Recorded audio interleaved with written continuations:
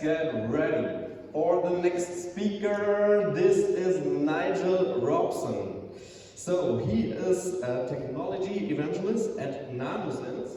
He has a BSc in physics and chemistry and has worked in the high-tech industry for over 30 years. Man, launching innovative technologies to the world. Please come on stage, Mr. Nigel Robson.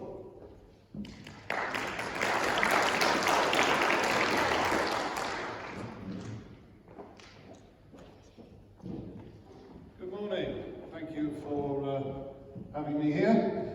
There we go.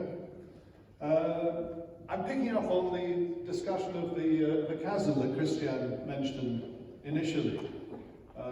You'll find me referencing it through my talk on the fly because I hadn't thought of that analogy, so I may stumble a little bit, but please bear with me. So, Nanusens, we make sensors. The next generation of sensors that are going to be needed for that next generation of smarter wearable devices. So, wearables want solutions. For smarter devices, you want smaller devices, and you want longer battery lives for those devices. There's a problem, which is the chasm that I will refer to in it. With these sensors, the MEMS sensors, micro-electromechanical sensors, those are the things that give the smarts to many wearable devices. The problem is the current MEMS sensor designs can't shrink smaller than 1 to 2 microns. They are physically made and engineered on the surface of a piece of silicon. And it's a mechanical process. Moore's law doesn't apply to them. You can get them down to about 1 to 2 microns, so there's a barrier there. And every one of those sensor designs needs a bespoke production line. So if you want to make more of that particular model of sensor, you have to cookie cut and make an identical production line. So that means it's hard to just boost things up to meet all this huge demand that is being forecast for wearable devices, all of which are going to need sensors. So this is how you actually make a sensor today. It needs 2 chips. You have on the top part, you have the brains, which is the electrical ASIC, and on the other part is the mechanical part. And this is the part I was referring to that you have to make mechanically. And they take a while to develop, 5 to 7 years to develop a new MEMS design and a unique production line. And as I said, it's plateaued on its size. So this is a major problem here, to make these parts in volume, and you can't make them any smaller. On the other hand, up the top here, Moore's law applies to the ASICs. You can make these smaller and smaller. It doesn't take very long, it's standard. So many devices are available to help you make these, from Cadence and so on. So it's a well-established process for making these solid-state chips. And you can make them smaller and smaller. And you've got huge production facilities. TSMC can produce these things in the billions. So, if you don't want to have 2 chips, but you want to make 1 chip, that's what we do. So we have taken the idea of using the ASICs and worked out how to build those MEMS devices actually within the chip itself, within the layers of the CMOS process. And there, you can see where we've actually built in 2 movement sensors. So how we do it, you can see the MEMS structure is built within those layers there on the back end of the chip. And then we process it with VHF to remove the bits we don't want, and that frees up the structure to move. These structures are actually moved, so if you nudge a device, it actually moves. It's a load mat, it's on springs, and you detect that movement. And then you sputter it on the top to seal it, except if you're doing a device which actually needs to get a pressure sensor, for example, where you need to get access to the atmosphere. Of course, it's not easy to do. We've been at it for about 14 years. CMOS wasn't designed to do this. When you release those metal layers, they're very thin, and you build them up, and then you've got stresses within the metal layers. And they bend, they distort, as you can see in the middle there. Oops, no. You can see how the layers can distort, delaminate.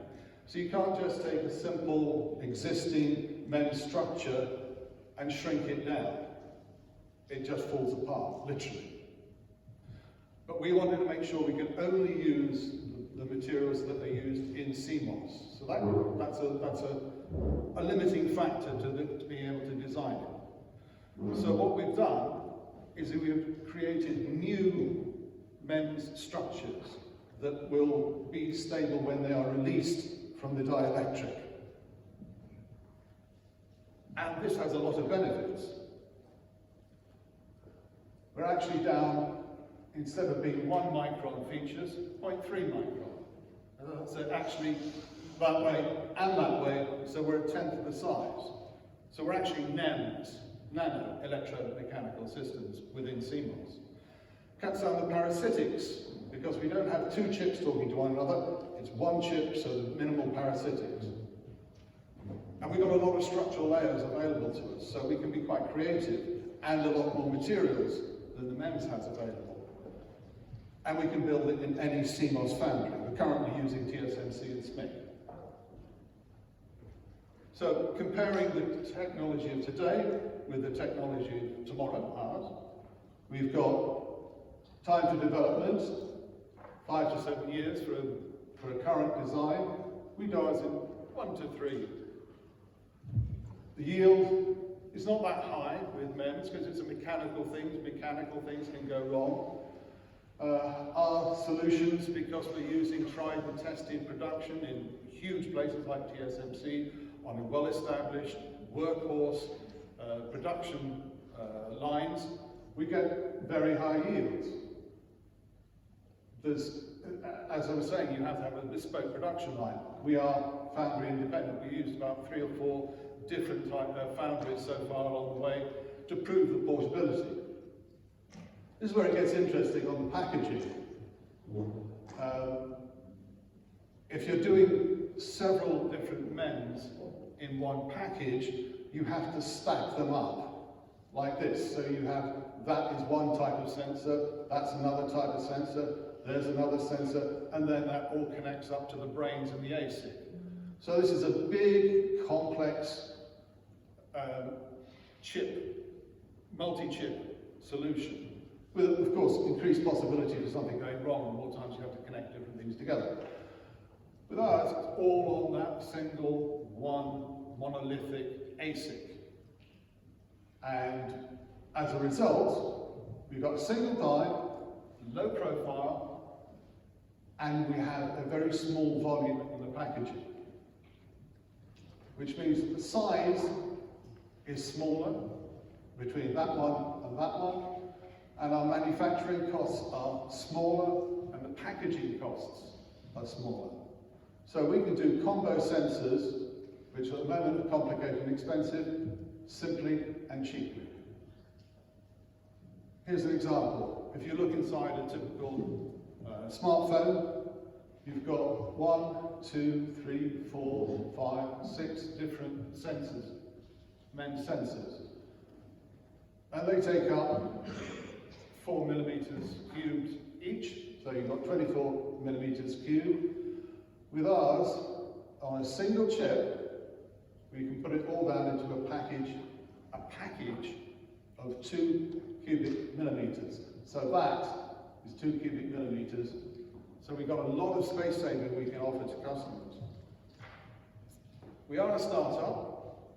We have been a startup for quite a while. It's not easy to do this technology, and we're getting there. We've got products, test chips that we're verifying at the moment, but we are standing on the shoulders of giants. We've got TSMC, SMIC, and other places so we're not having to invent the making of the technology, which is a huge advantage. And this is the roadmap.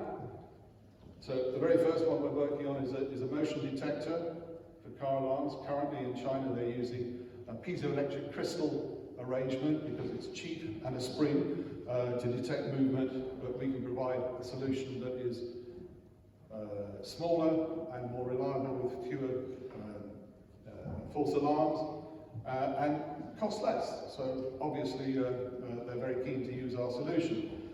That gets us all through into producing high volumes, and then we produce the other types of sensors that we're working on. So motion detector, then we have blown conduction sensor, 3D accelerator, alcohol sensor, so gas sensor, which is a very novel design that we have, 3D compass, etc., etc. So the thing about this is they're all using the same fundamental concept of using a load mass that we have created within the ASIC production, and then we just alter it slightly to come up with whatever the different thing is that we're trying to sense.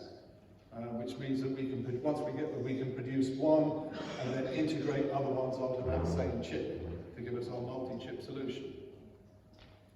And looking at how the motion sensor works, there's the load mass that we created, and there are the springs. So that will detect a movement in one direction, and then you flip it through 90 degrees and you detect motion in the other axis. Space is at a premium in a lot of places in wearables. So the first market we're looking at is earbuds. Because an earbud, you've got a fixed form factor, unless you want to have a Lieutenant Uhura style earbud, you've got to keep them small so they'll go comfortably in or around the ear. The movement to earbuds, as was mentioned by a previous speaker, Apple pioneered that one because they were trying to get rid of the jack in the phone. Because you get rid of that jack, you can put more sensors, more battery in there. So that's the driving factor towards getting rid of the headphone jack, and that's really driving the earbud market. Forecast, as we've heard earlier, it's going to be huge. But what do you want to differentiate your earbud? You want to put in more features. But every time you put in a sensor, which is another feature, you're increasing the volume of the electronics within your very tightly constrained package. Now, if you can replace each one of those 4 cubic millimeter sensor packaged devices with one that is 1 cubic millimeter in size, you've got a significant saving. So you can pack in more sensors. But more to the point, you're freeing up space as well, so you can increase your battery size. You get longer life for your wearable device. So it's a win-win. Don't just take our word for it. We've won a number of awards. Rather pleased to have the Disruptive Innovation Award, Emerging Technology Award. We've shortlisted for 9 awards, and we won the Best Campaign of the Year for our technology. So in summary, we've got a disruptive technology that unleashes the billion-dollar MEMS market by solving this current problem that you probably weren't aware of, that there is a limiting factor to being able to produce MEMS sensors in volume. Our distributor EDOM has already warned us that the supply chain is starting to show that this is an issue that is going to only get worse because they can't make current design MEMS sensors in the volumes that are going to be needed to meet crossing that chasm. So we can solve that by using any CMOS fab.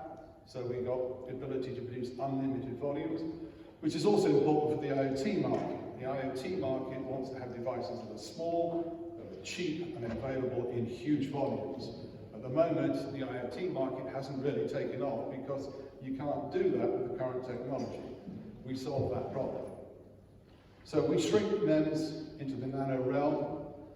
The solutions are 10 times smaller, not only in the physical size of the actual sensor itself, but also in the packaging. When you look at the package size of those discrete individual sensors, the way we get a multiple sensor solution, we get a 10 times smaller multi-chip solution compared to the separate discrete ones. So we're freeing up space and making your devices smaller. So there's more possibility to create more intelligent devices, more smarter devices for your next generation of products. We've got patents. Patents are on the form of those new design of sensors, structures that can come out of the other end of the CMOS process in a stable way. So we've got those patented and protected. And we've got a supply chain to make sure that we can make these in the volumes that we intend to produce very soon. We've been talking to the earbud manufacturers. They're all very keen to work with us. And once they start placing the orders into our sensors into the reference designs, we expect them to have huge volumes of orders coming through to us. So, the summary is actually we've worked out what the chasm problem is and how to solve it. Thank you very much. Any questions?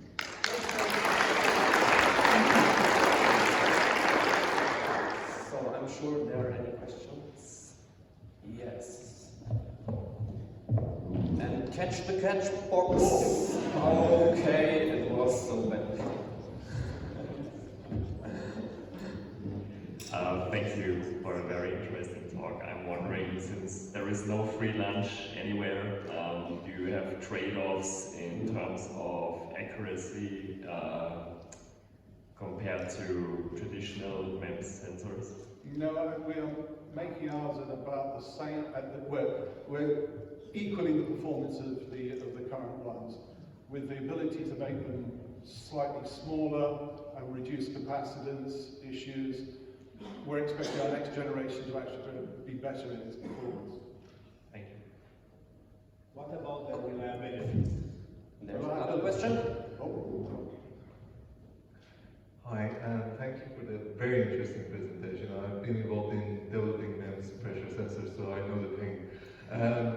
Two questions, or one if it's possible. First one, would you be able to deal with piezo deposition on the structures? Because many MEMS-based structures require a piezo-based element on that. So would you be able to incorporate that in your manufacturing technique? And second is there any impact on power consumption by moving to your method of manufacturing? On the first part, on the piezo, I have no idea. I have to research and come back to you on that one. I've not been asked that question before. And on the second one, on the power consumption is slightly smaller because we have smaller masses, so the sensing of the mass movement is a capacitance change effect. So if you have a smaller mass that you are trying to charge up or discharge to check on the change of capacitance, you need less power. So power consumption will be smaller, but it's not a huge selling point because the power consumption of that compared to a screen or something like that is negligible. So, one last question. Yes. Okay. I can take questions afterwards.